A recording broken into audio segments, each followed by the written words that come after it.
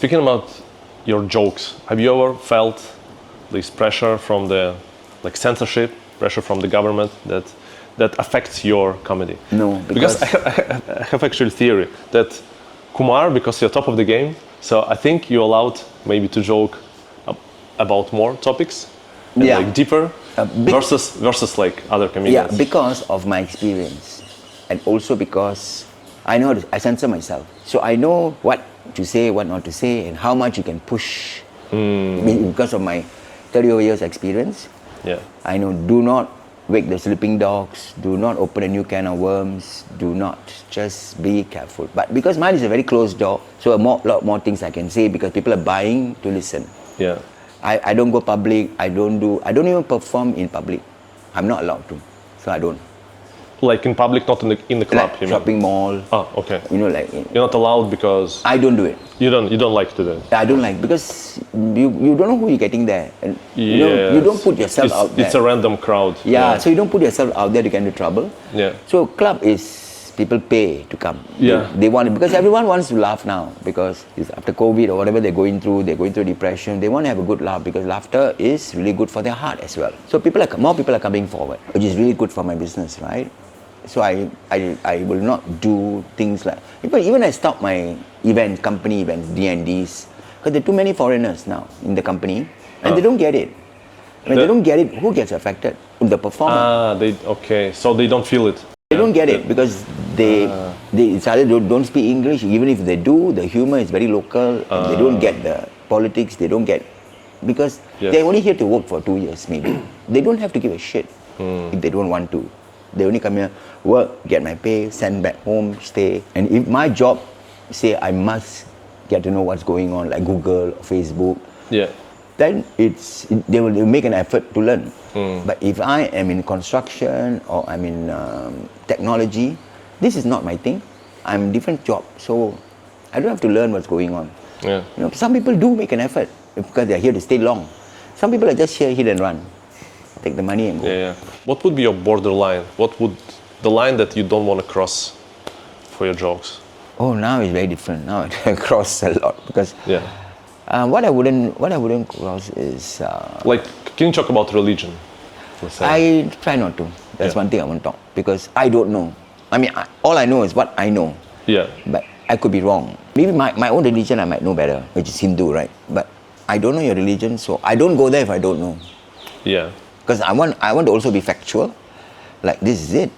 I don't make up anything. I don't make up stories that are just to be funny.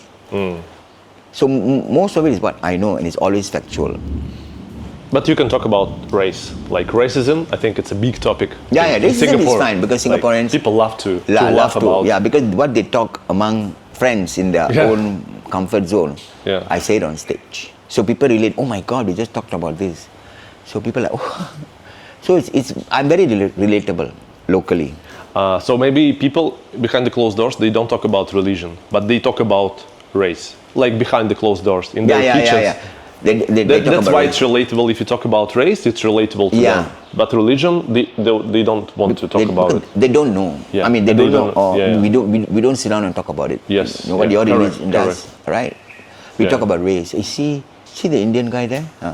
That's true, actually. Yeah. Yeah, because it's also very sensitive.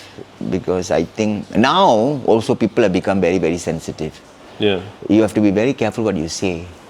And I don't know why. It's because that one I really don't know, and I want to know why are people so sensitive now. Gen Z is sensitive. Yeah, Gen Z is like very sensitive. You cannot scold them. You cannot scold them. Yeah. They don't come back to work.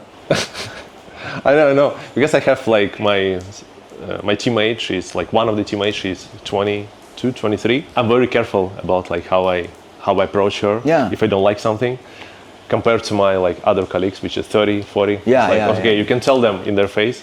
But Gen Z cannot. Yeah, they get very easily offended. And my girlfriend works in an office. So when she gets angry with the Gen Z staff who are her junior, she go to the toilet and scream. And then come back, she's fine. She said because she's so scared to scold them or tell them because if they don't come back to work, she's lost of one hand, you know, like cool.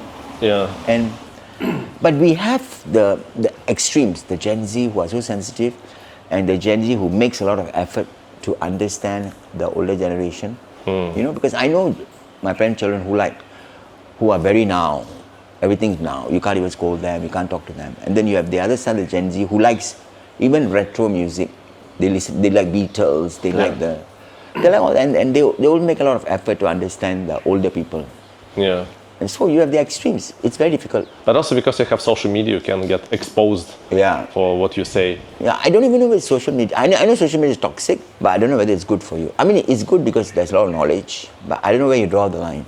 I think it's more toxic, to be honest. It's more like toxic. Brain rot, like doom scrolling. Even me, it's like I do this reels and like, what I'm doing? Yeah. Just stop. Yeah. Yeah. Addictive. I only have TikTok, and I watch TikTok like once a week, not more than half an hour. Yeah. Because and I don't comment, so I just watch the videos. But when I read the comment, I get really upset because people say, "Oh, you were so horrible, you should die."